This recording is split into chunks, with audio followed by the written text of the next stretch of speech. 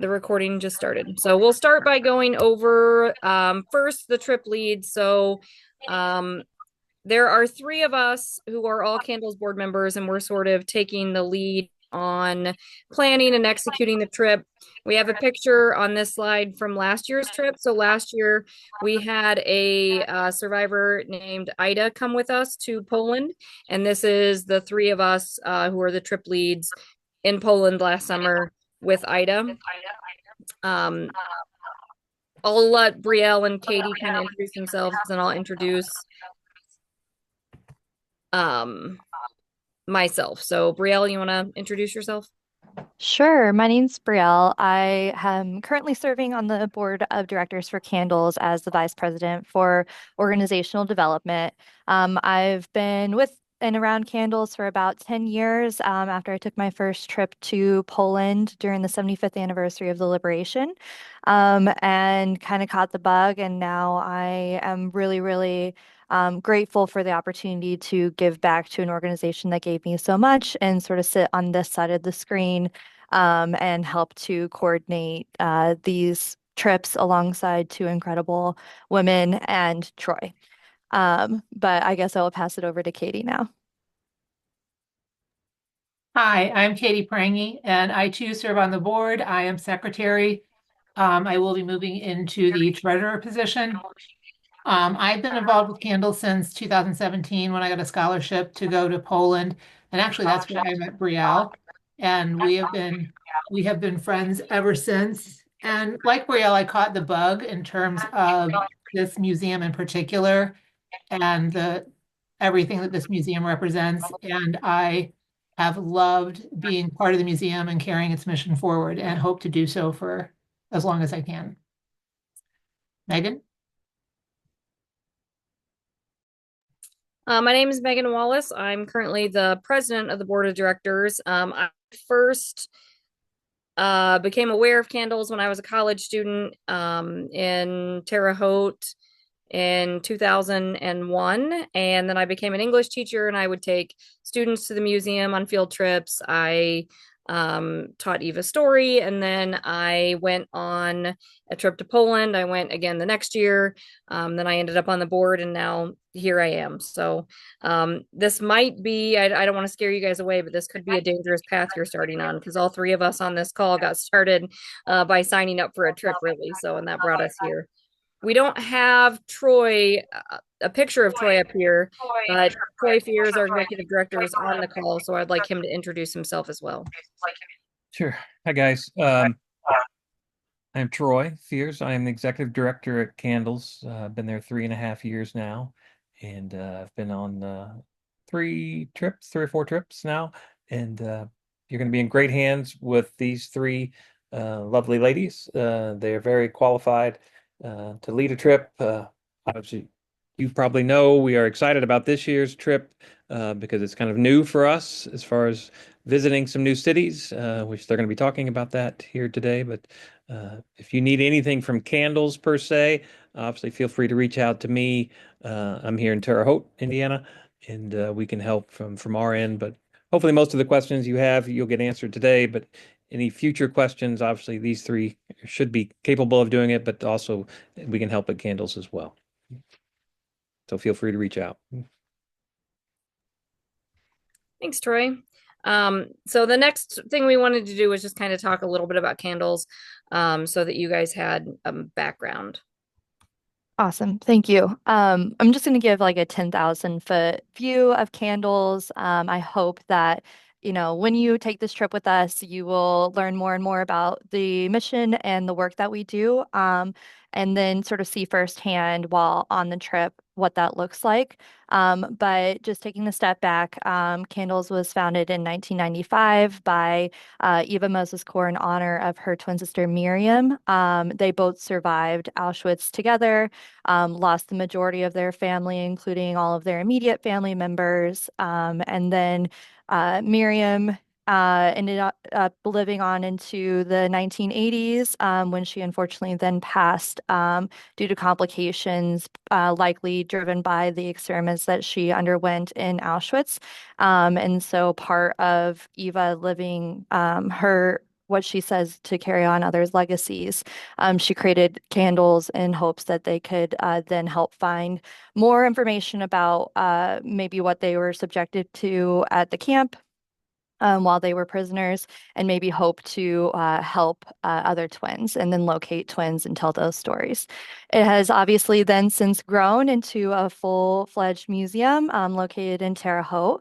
We have a lot of really exciting energy happening now moving forward to continue to bear witness to Eva's story. Unfortunately, she did pass away in 2019 while on a trip, but that just goes to show that Candles has been really dedicated to taking these trips, even beyond Eva's presence here with us. So trips are, I always say, the most tangible way in which we fulfill our mission. And that's why I feel so very lucky to be a part of it and having taken multiple trips through Candles as well.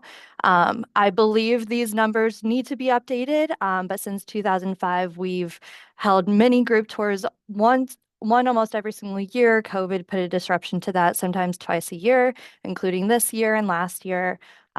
Typically, we travel to Poland, but we've been to Riga, Latvia, and a couple of other places as well. But this trip is going to be an incredible opportunity to sort of include more of the history of World War II and the Holocaust, tell more stories, bear witness to more stories, but still keep it, something that each of our trip members can really relate to the history in some way, and then hopefully go on to help make their corner of the world a better place, which I hope that we will sort of drive home throughout this entire presentation. But before we dove in, we just want to give you a quick overview of Candles and what we're up to.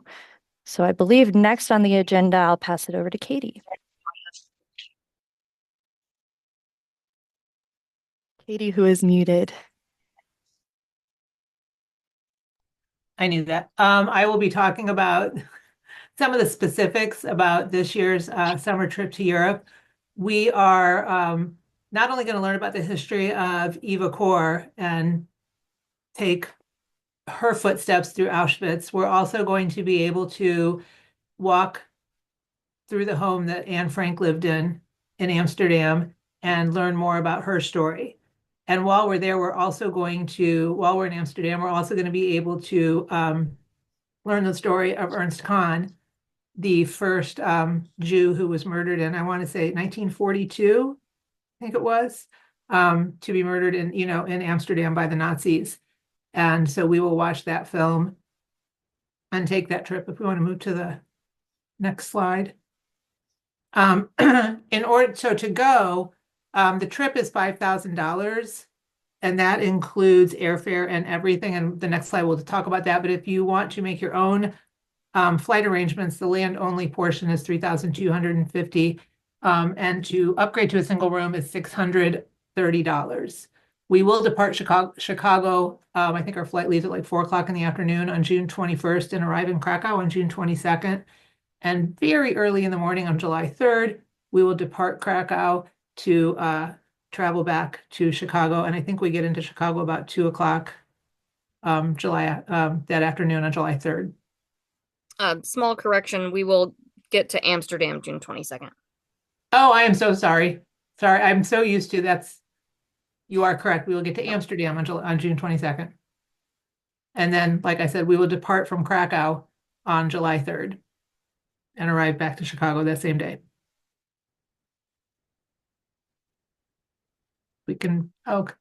Okay, so included in the trip are expert guides, and we will introduce you to those soon. We will also have hotel accommodations in Amsterdam, Berlin, and Krakow. The accommodations are double rooms. If you prefer a single room, like I said, it would be a $630 upcharge for the entirety of the trip. 2 meals a day, so it'll be 1 meal a day on your own. The trip website, we will be putting out information in the months leading up to the trip, giving tidbits of packing information, history about the places that we're going to, extra information about the countries that we're visiting, and things to help you prepare to take a trip to Europe. And we'll also include entry into all-included museums and tours. And then, like I said, the full package does include economy class flights round trip to and from Chicago. I mean, from, just flying out of Chicago.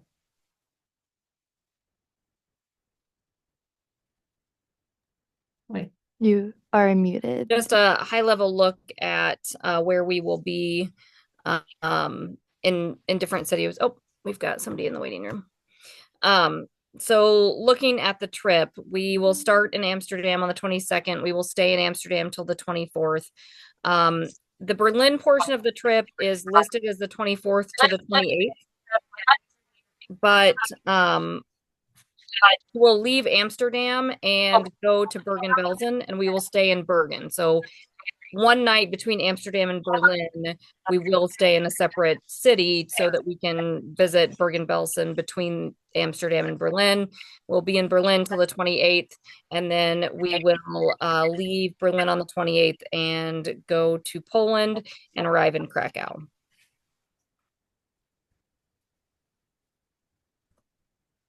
So some high level features of this trip include, if you go to the next slide, obviously we've talked about visiting the Anne Frank house. That'll include a lecture from somebody at the Anne Frank Museum, and lunch will be there as well. Megan just mentioned we'll also visit Bergen-Belsen. I think we're lining up a private tour of Sachsenhausen, and then we have incredible guides who we will introduce to you in a little bit, who will take us through Auschwitz 1 and 2, which is sort of a heavy itinerary, of course, but all throughout and between, we can talk a little bit more about some of the other things we'll be doing to supplement the learnings beyond the camps and individual experiences of those who suffered through this history. But the next slide, Megan, if you want to talk a little bit about some of that.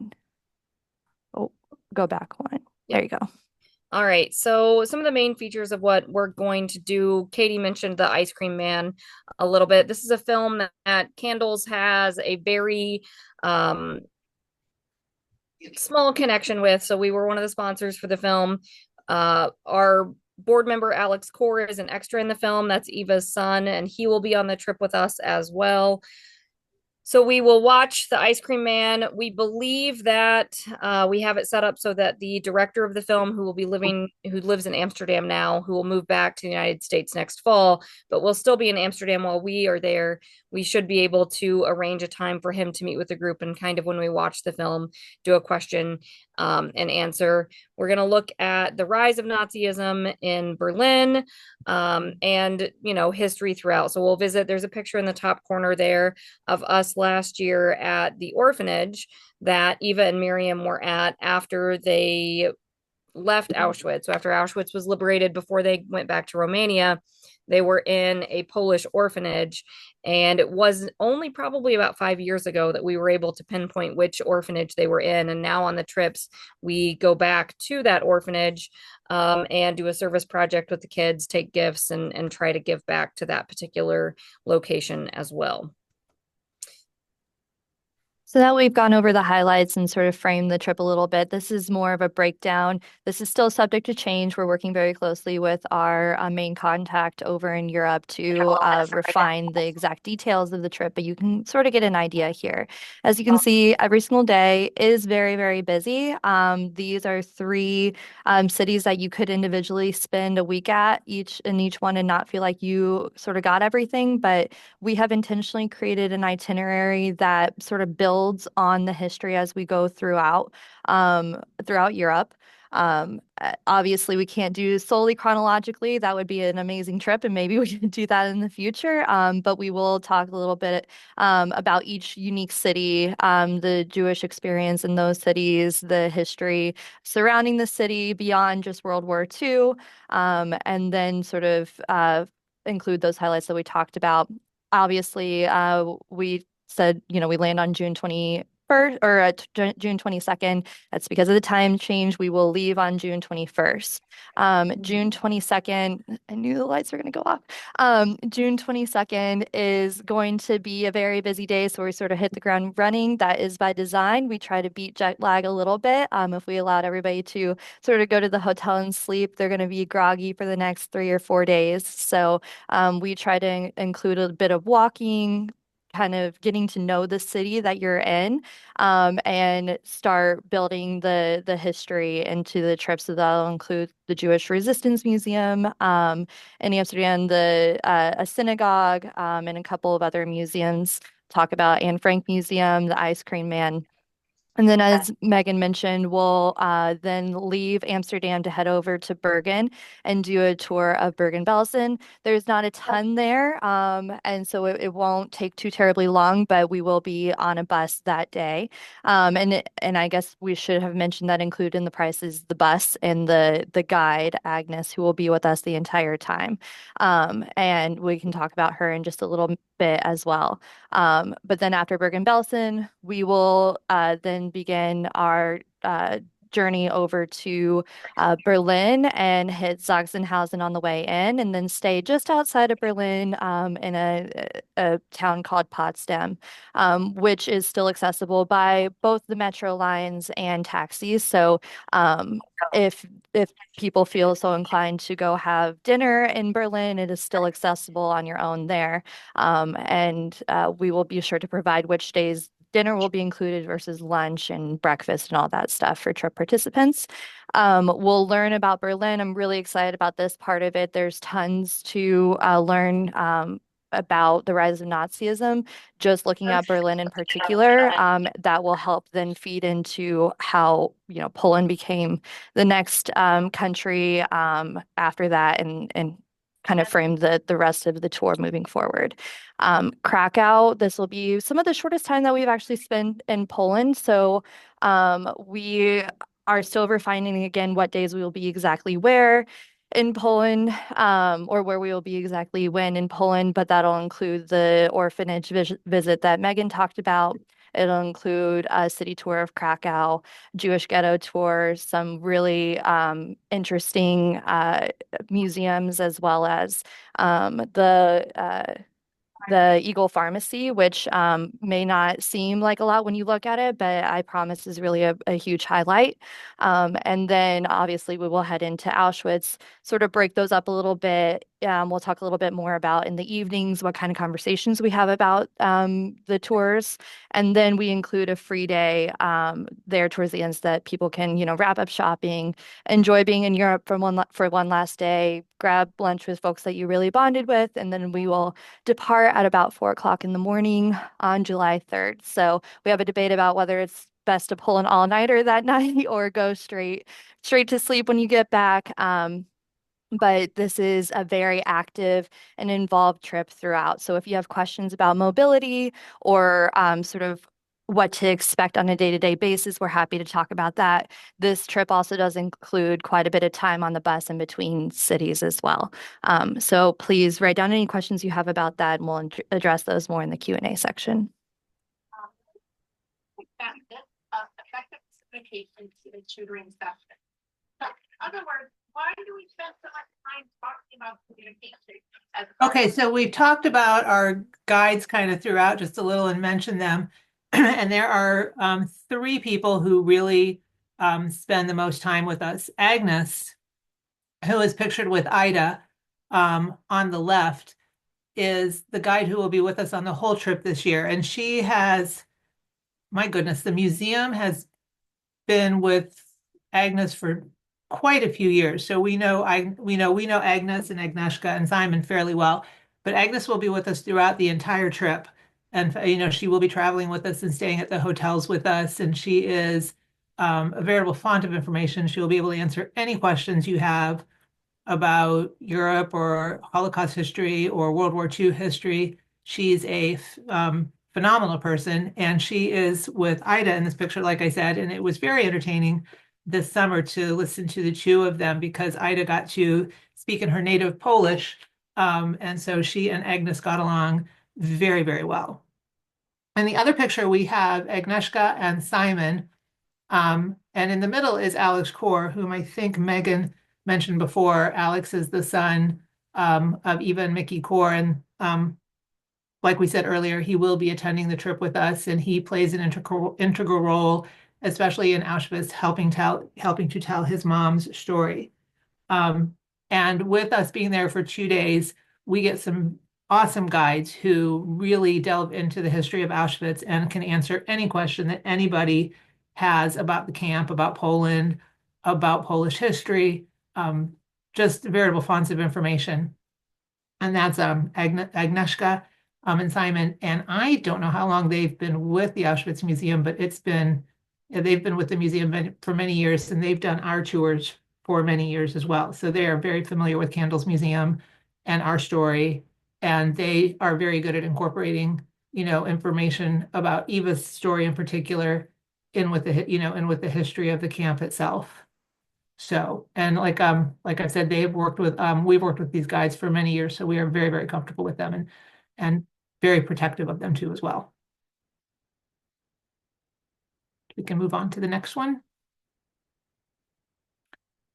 Okay, now we're going to talk about why we travel with candles.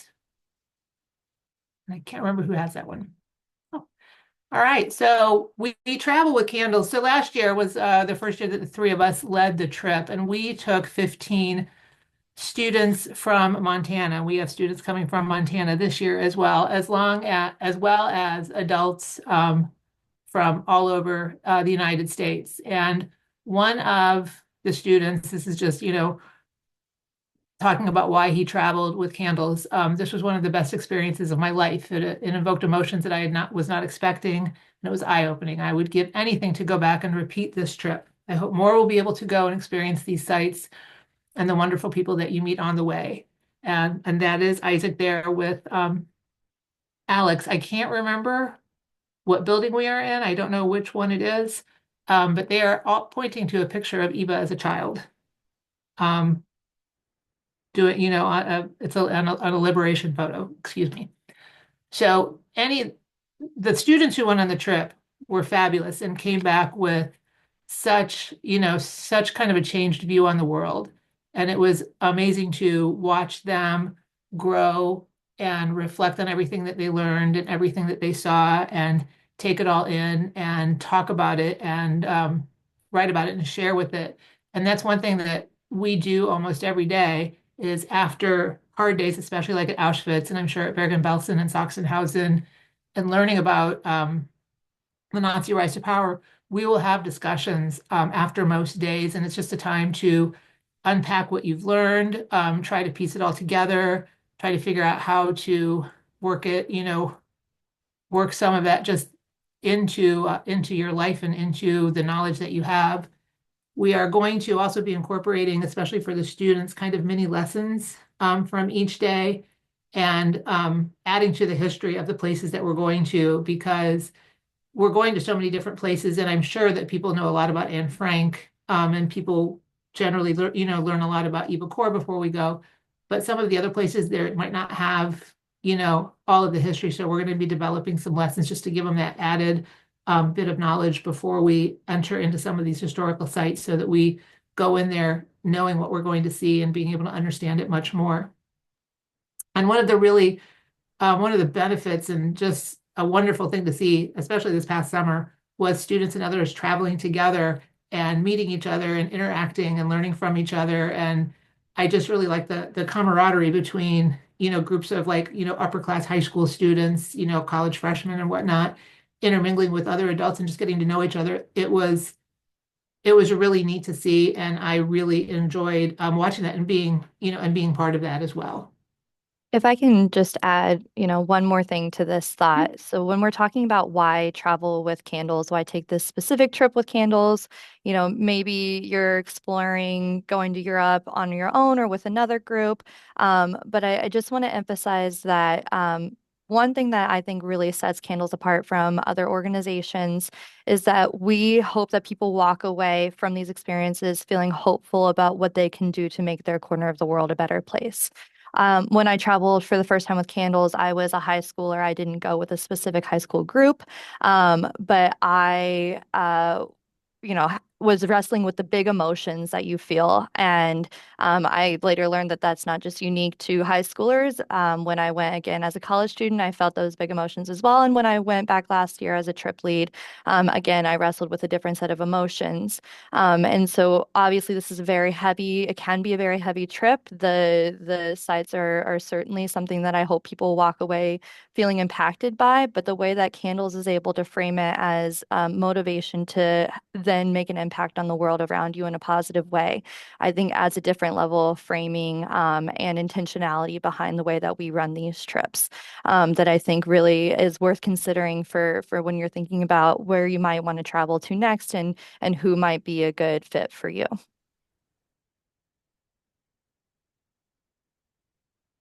Okay, how to join us if you want, if you are interested in taking a trip with Candles, all of this information that we have there, we have a link to, take a trip with the on the Candles website. If you go to the Candles website, there is a menu for trips, and we have registration packets, um, email addresses, anything we have the whole registration packet for you to fill out for the trip. And that packet will also answer a lot of questions you may have. There is a 650 deposit due by March 7th of this year. Um, and that can be sent via check. You can pay for it online.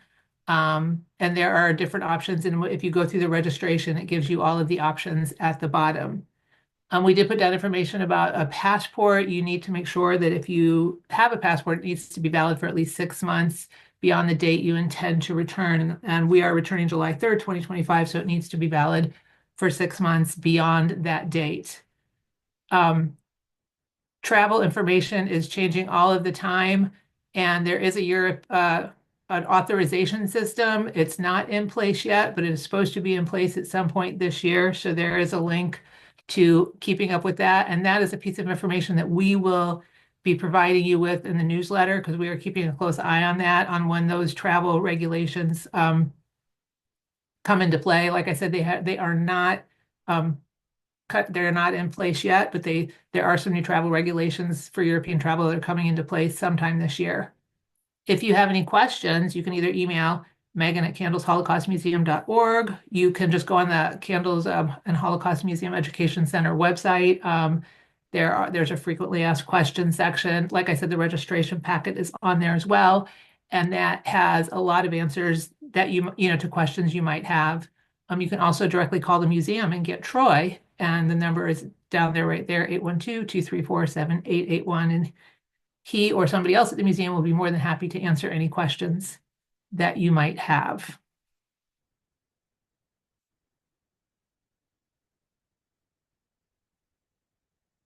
I think this goes back to Megan.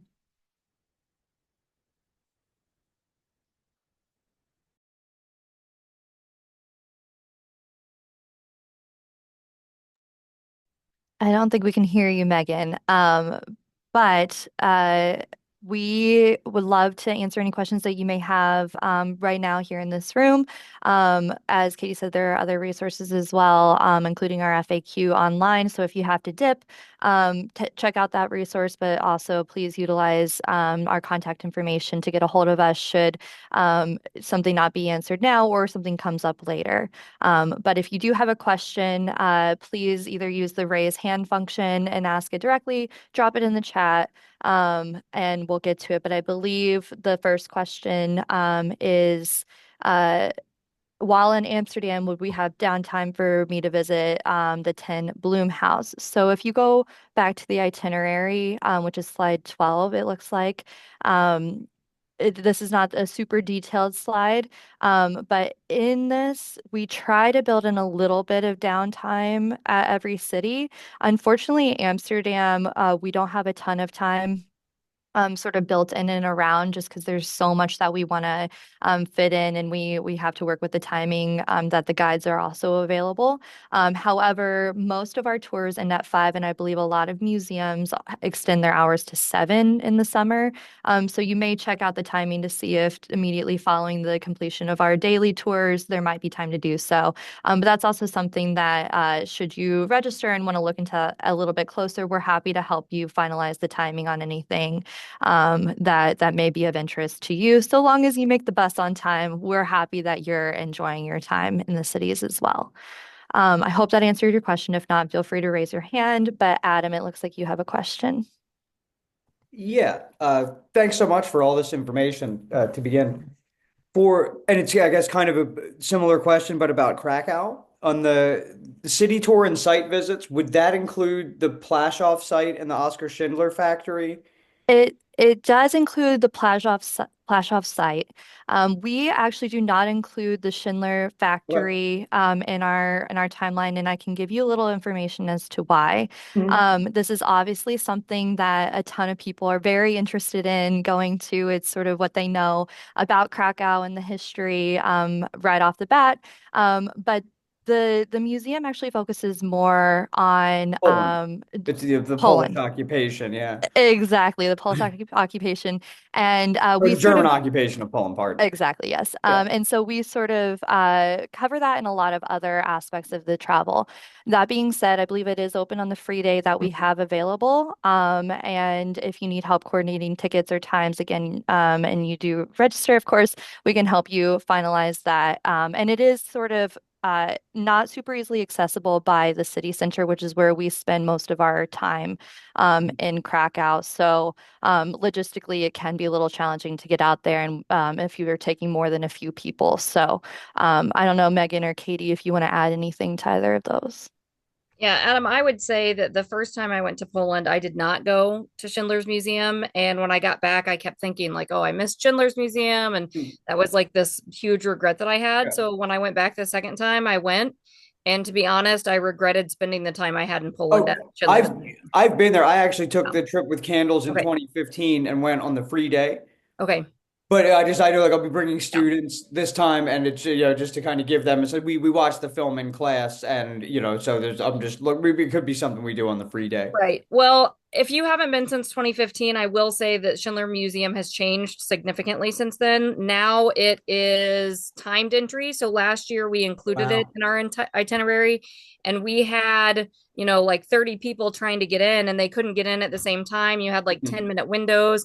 And actually, when the students came out, most of them did not enjoy the experience. They were all Okay. really excited to see it, but it's really crowded. They couldn't be like in groups with the people that they knew. Interesting. They missed a lot, and so that's something we can talk about later. But I don't know, like maybe a small group that could all get the same timed entry point would Yeah. be good. But I'm not sure that that would work for a large group. Okay. And thank you for clarifying all of that. I appreciate it Yeah. very much. And then Um, just I go on. I think that the first time I went was the year they started the timed entries, and it really, I think, changed the experience a lot. I imagine it would. But just to clarify that Plashoff is part of the site visits. Yeah. Excellent. It Yes. is, and in fact, we're trying to build in more time for this. They keep uncovering more and more artifacts on the Mm. site and have been expanding sort of the field. So if you haven't been since 2015, I was very surprised. I hadn't been since 2017. I was surprised at how much there was to see. Used to, we sort of stopped on the road, kicked people off the bus, gave them 20 minutes to look, and Mm. then said, come back. But there is so much more to see and do. They're doing a really great job memorializing the area. Wow. And so I expect even when we go back this summer, there'll be something that we didn't see last year that we get to see this year. So we're very adamant about building in more time for that this year too. Excellent. Excellent. Thank you so much.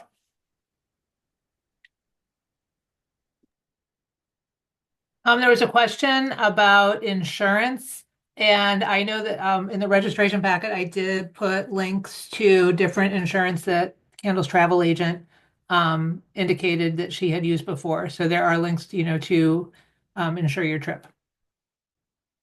And if you have any questions, after looking at that, you can let us know. And but a part of that question appears to also be, a possibility that the trip does get canceled in Oh, some way. This has been something that Candles has experienced in the past, COVID, concerns about the war in Ukraine, things like that. Obviously, right now, we look like we're okay to go ahead and continue. But in that case, we try not to leave travelers high and dry. We try to make accommodations that if not this year, hopefully next year, we can go on a trip. So that is something that we do work directly with participants should what the lawyers called an act of God occur. So we will work with you in that case.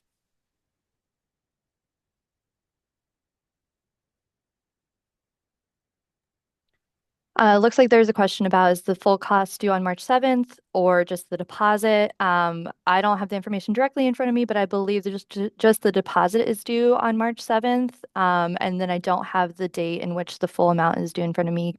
Katie, do you? Not off the top of my head. Trying to, Megan, do you know what day that's due? It's not very long after March 7th. Yeah, I think it's within the same month. Yeah, it's within March. It may honestly even be the next week because if we don't, like that's the date the airline gives us that we have to give them the exact number of tickets. Um,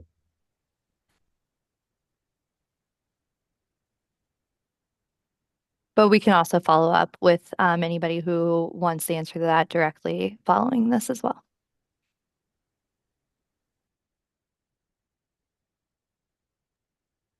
Okay, does anybody else have any questions?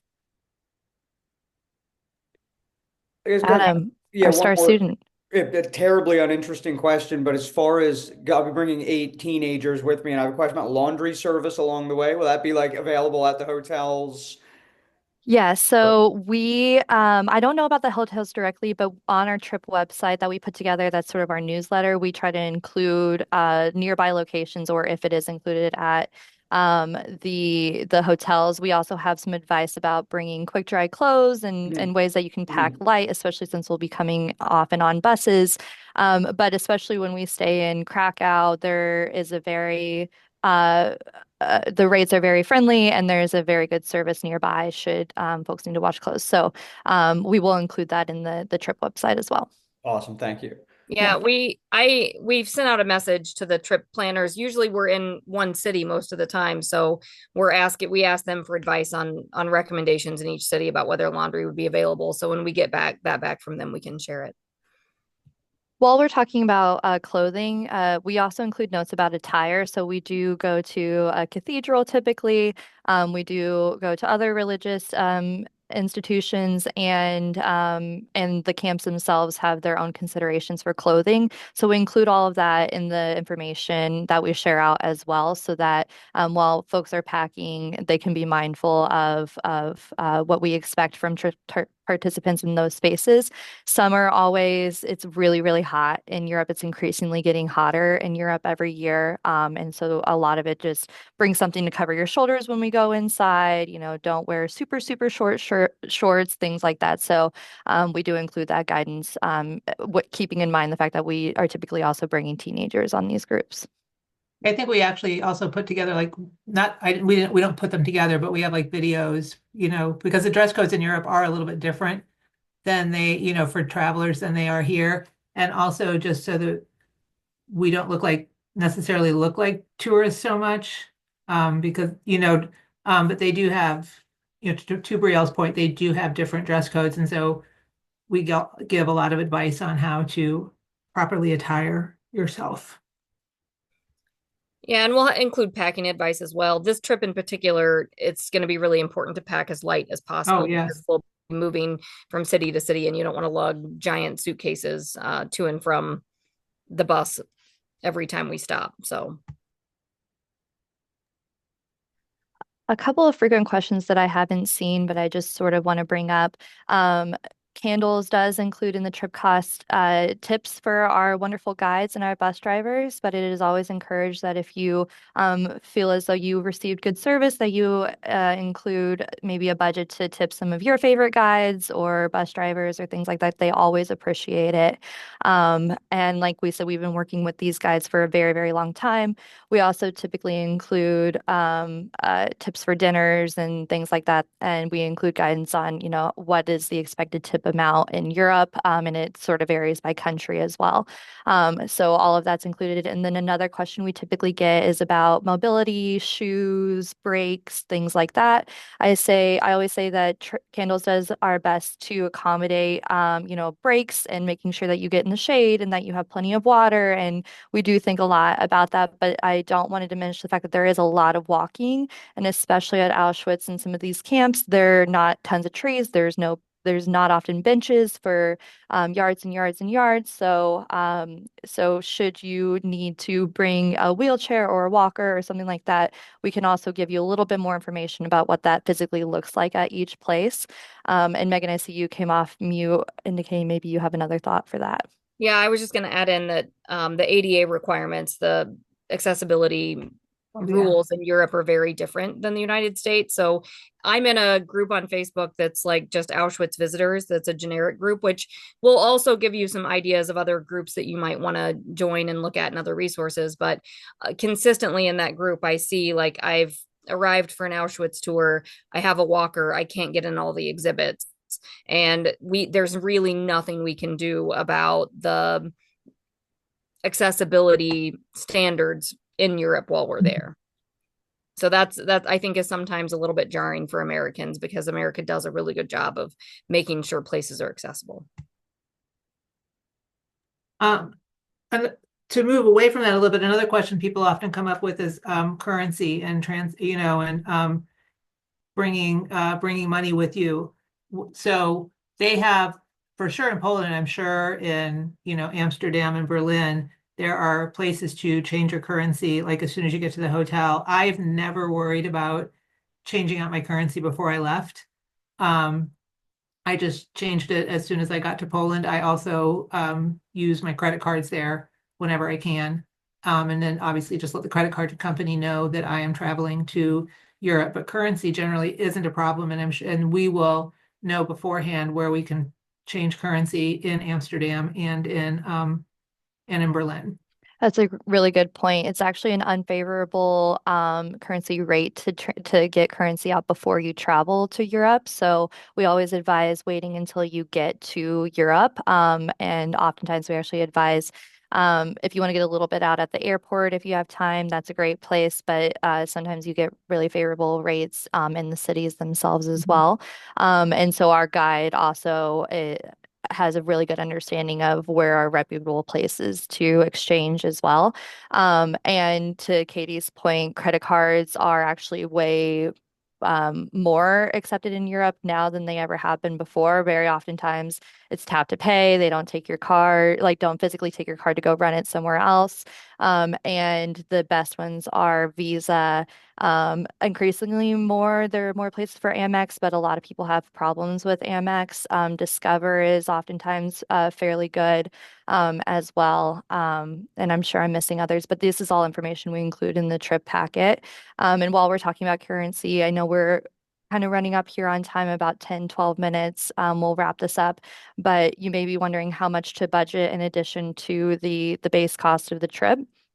And we do provide this information as well, but lunches can in Amsterdam can be around 15 euro per day.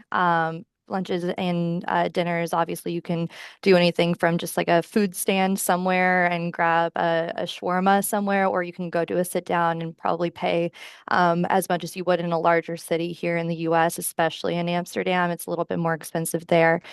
So I'd budget within those rates. And then Berlin is a little bit more inexpensive, but still around those same numbers. And then Krakow is very favorable for the American currency rate. So you could get away with, $10, $15 a day in Krakow. Souvenirs, obviously, to your own ability to purchase those. But again, souvenirs are always going to be more expensive at museums, but there's tons of places in these cities to go to more local shops or stop by some of the touristy areas and grab some stuff. And then just some emergency cash should you need to grab a water bottle or something like that. Water, I often see a lot of people getting dehydrated because water is not served the same way in Europe as it is in the US. It's not automatically brought to the table. Sometimes you have to ask. And you know, people are often surprised that sparkling water is the preferred or mineral water is the preferred water in Europe. So you have to ensure that you're asking for tap or bottled water. Sometimes there is a price associated with water at restaurants as well. So I always say to bring like or buy a water bottle somewhere and then refill it along the way when you get the opportunities to. Am I missing any other major prices to think about? Okay. Think so.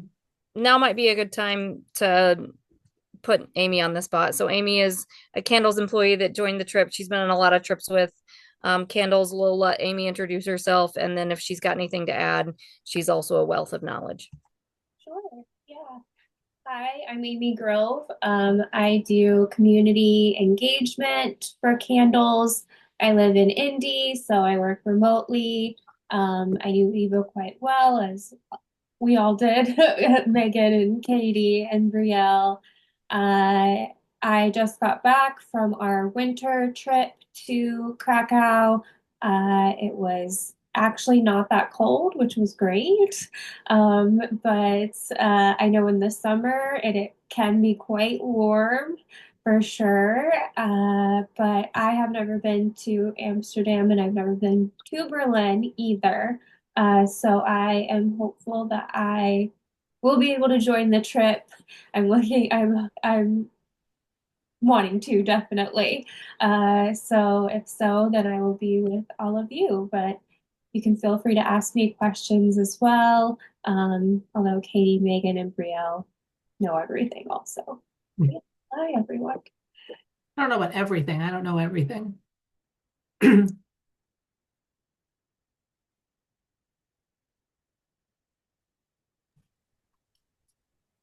Are there other questions or things that you guys want some follow-up information on? Where we have all of your emails, so we can send out direct packets and stuff, links to the websites to you guys to follow up from this as well.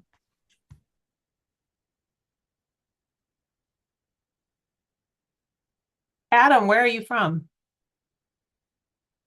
From Pennsylvania. It's Oh, okay. specifically, yeah, I teach at a school in Newtown, Pennsylvania, which is about, I mean, so it's Bucks County outside of Philadelphia. Okay. And yeah, it's a private school, a Quaker boarding school. Ooh. And yeah, and I'll have a group of 8 students and one other chaperone that are going to be coming. Awesome. Okay, I want to know more about the Quaker boarding school at some point. There's, I Well, mean, we have days yeah, together. we'll have plenty of time. Yeah, and it's a unique way of doing things, and you'll have, yes, we will have students that you can meet that could probably give an insight that even I could not. Patty, where are you from? I'm in Indianapolis.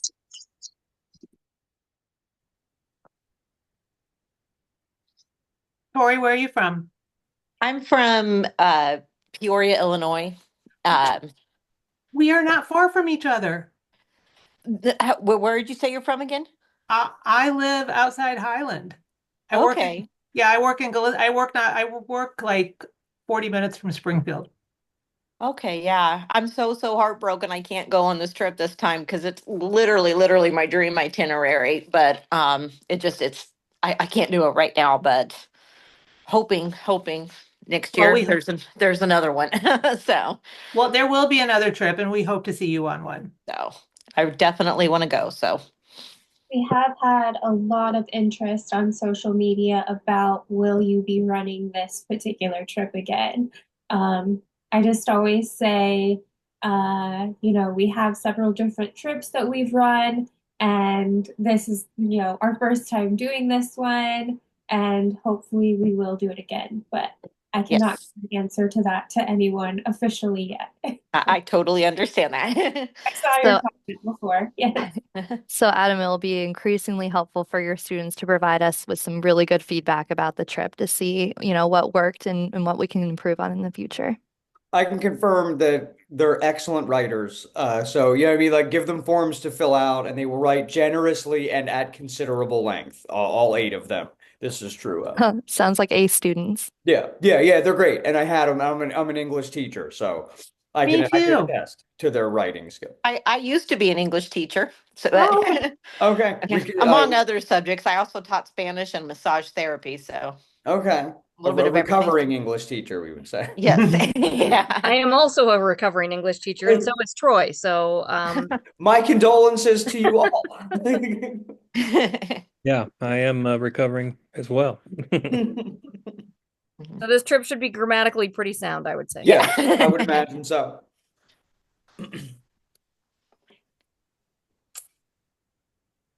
Are there any other questions? I think that satisfies mine. All right. Well, thank you all for joining us. Yeah, If- thank you for this session. This was wonderful. If you have any